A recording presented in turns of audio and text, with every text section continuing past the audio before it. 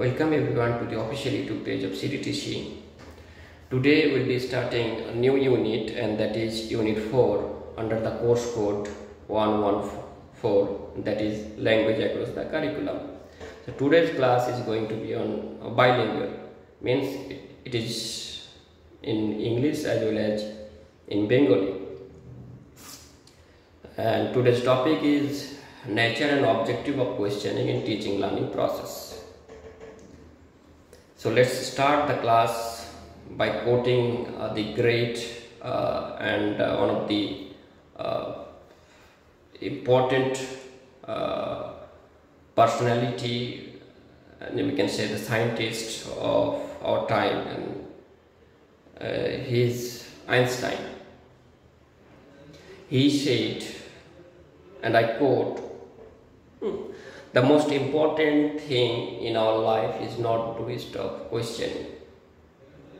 Questioning এর কতটা important আমাদের লাইফে, ওটা উনি বলতে চাইছেন যে আমাদের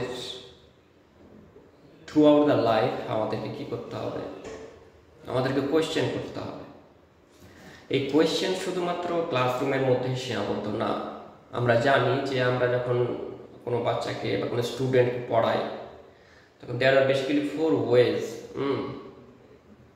to disseminate knowledge to a student, and these are reading, listening, writing and speaking. তো এই চারটে বেসিক্যালি চারটে মিডিয়ামের মাধ্যমে আমরা নলেজ ডিসেমিনেট করি। এর সাথে সাথে আরেকটা ইম্পর্টেন্ট যেটা আমাদের স্টুডেন্টকে অ্যাক্টিভলি এঙ্গেজ করে কোনো একটা ক্লাসে, সেটা হচ্ছে কোয়েশ্চেনিং। আর আরেকটা কথা যেটা আমি বলতে চাইছিলাম, যে কোয়েশ্চেনিংটা শুধুমাত্র ক্লাসরুমের মধ্যে সীমাবদ্ধ রাখলে চলবে না। আমাদেরকে কোয়েশ্চেন করতে হবে যখন when we find something is wrong। যেমন আমাদের কনস্টিটিউশনে আমাদেরকে রাইট দেওয়া আছে, ফ্রিডম অফ স্পিচ। ওখানে আসলে কি বলা আছে যে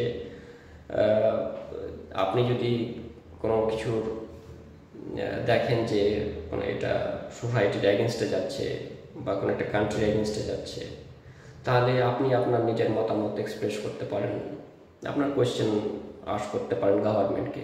ওখানে একটা কথাও বলা ছিল যে অ্যাকাউন্টেবিলিটি, এটা আমাদের কনস্টিটিউশনাল রাইট। অ্যাকাউন্টেবিলিটি মানে you have the right to ask legal question to the government when the government is not following the constitution.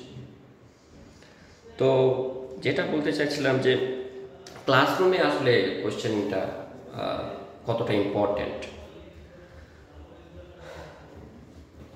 তো বলছি যে ক্লাসরুমে যখন আমরা দেখি যে কোনো কোয়েশ্চেন করে কোনো একজন স্টুডেন্ট, তখন ওর মধ্যে কী জায়গায় অ্যাক্টিভ এঙ্গেজমেন্ট বলেন বা পার্টিসিপেশনস, যে ও আসলে ক্লাসে তখন যখন কেউ কোয়েশ্চেন করে, he is not passive listener, rather he is active in the class and he is listening everything. তো ওর মধ্যে একটা ওই জিনিসটা আসে যে আমিও ক্লাসে প্রেজেন্ট আছি আর আমি অ্যাক্টিভলি এঙ্গেজড আছি ক্লাসের সাথে। তো ওই জিনিসটা বোঝা যায় যখন কেউ কোয়েশ্চেন করে কোনো একটা স্টুডেন্ট, তোমরা বুঝতে পারি যে না, ও সব কিছু শুনছিল, তারপরে ও কোয়েশ্চেন আস্ক করেছে, মানে ও অ্যাক্টিভলি ও ক্লাসে এঙ্গেজড আছে। তারপরে যেটা ইম্পর্টেন্ট সেটা হচ্ছে প্রমোট ক্রিটিক্যাল থিঙ্কিং।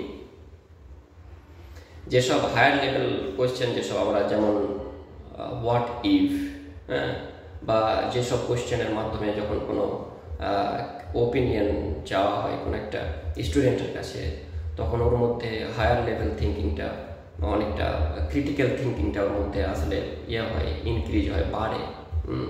ও আসলে পুরো বিষয়টাকে রিফ্লেক্ট করতে পারে যে হ্যাঁ, এই জিনিসটা যদি এরকম হয় তাহলে এর আনসারটা কেমন হবে। তো ওটা বলছে প্রমোট ক্রিটিক্যাল থিঙ্কিং। তারপরে যেটা আছে সেটা হচ্ছে যে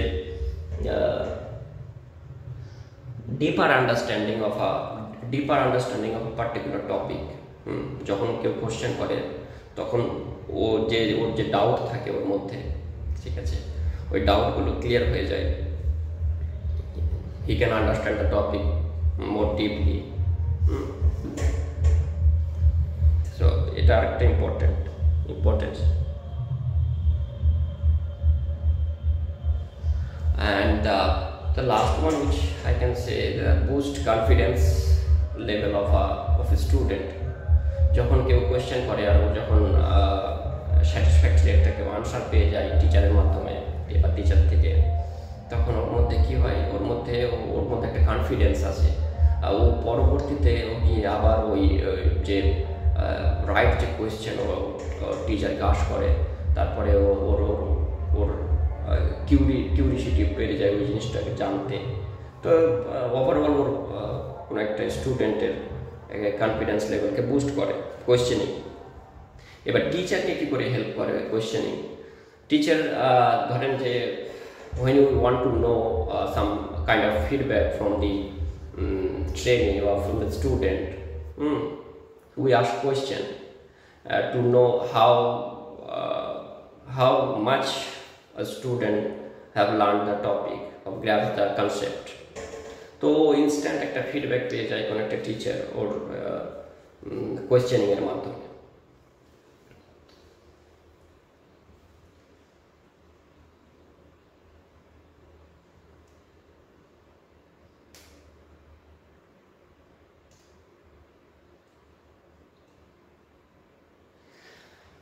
আরেকটা টিচারকে কোয়েশ্চেনিং যে জিনিসটা হেল্প করে, সেই জিনিসটা হচ্ছে ও কোয়েশ্চেনিং করে আসলে ও faster the overall culture of inquiry.